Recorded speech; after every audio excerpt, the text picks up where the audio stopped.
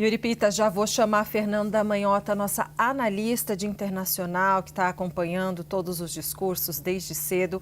Uma boa tarde para você, Manhota, uma excelente semana. Então, vou pegar desse gancho que o próprio Donald Trump nos dá, que é o seguinte: ele disse que depois de tantos e tantos anos, a guerra acabou. Eu jogo essa pergunta para você. A guerra em Gaza acabou? E, claro, gostaria que você trouxesse uma análise geral sobre esse discurso dele no Egito. Pois é, Débora, boa tarde a você, ao Yuri e a todos que nos acompanham. Um discurso longo com bastante manifestações efusivas, né, ao longo da fala dele. Trump falou por pouco mais de uma hora. Durante o discurso, foi aclamado por boa parte da Knesset, né, que é ali o parlamento israelense. Também, no contexto egípcio, né, foi muito bem recebido agora durante o período da tarde. Então, para todos os públicos para quem ele tem falado, a receptividade tem sido bastante boa. Em relação a esse discurso, particularmente, acho que é importante a gente falar sobre essa tentativa do governo Trump de colar a imagem de que ele resolveu o problema do Oriente Médio. Então, a mensagem que Trump tenta passar é a do pacificador, que lida com questões, né, difíceis de resolver e que dá fim a essas questões. Ele falou não só, claro, da libertação de reféns e da troca de prisioneiros, mas principalmente sobre o futuro nesse contexto de uma paz mais duradoura. Falou sobre reconstrução e governança, né, em busca da estabilidade em Gaza. Falou sobre as permissões temporárias que vão ser concedidas ao Hamas para que nesse processo de transição seja possível acomodar algumas demandas que foram estabelecidas pelo grupo. Falou também sobre apoios, né, dos mais variados que se tem do ponto de vista regional, tanto enaltecendo a participação do Egito, em específico, que foi o grande aliado de articulação e intermediação dos Estados Unidos para tornar possível esse plano de paz, como também, em alguns momentos, como ele já tinha feito antes, estabeleceu algumas cobranças e provocações em relação àqueles que ele tem como desestabilizadores regionais, é o caso do Irã, por exemplo.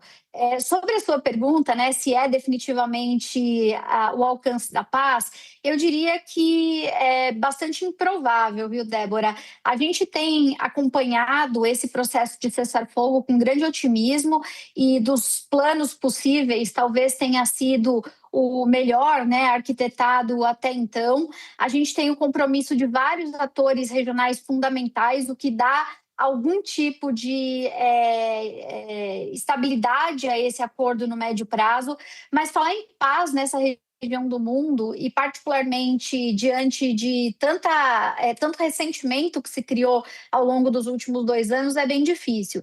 Em relações internacionais, a gente costuma dizer que tudo depende de como você define paz. Se a gente falar que paz é só ausência de guerra, então pronto, temporariamente, não havendo guerra, né, a paz. É o que o Trump tenta defender hoje. Ele, inclusive, falou nos discursos dessa manhã, né, que os céus estão em silêncio, isso prenuncia o retorno da segurança em referência ao cessar-fogo. Agora, para a maioria das pessoas, paz não é só a ausência de guerra. Paz é aquilo que se constrói, geralmente amparado por um tripé. E que tripé é esse? Em primeiro lugar, é a construção de instituições legítimas e duradouras que permitam estruturar a vida de uma sociedade depois de um conflito. Em segundo lugar, é muito importante que a gente fale sobre justiça e reconciliação, porque, afinal de contas, a ferida moral, né, que se criou no caso de Gaza e todos os efeitos que se provocou da devastação vai criar, como eu disse, ressentimento. E, por fim, o terceiro pé de uma paz duradoura seria relacionado à criação de uma estrutura soberana, política e econômica de longo prazo, que muito provavelmente dependeria da solução, em definitivo, da convivência entre israelenses e palestinos, o que provavelmente só se daria com a solução de criação de 2 estados de uma maneira mais formal.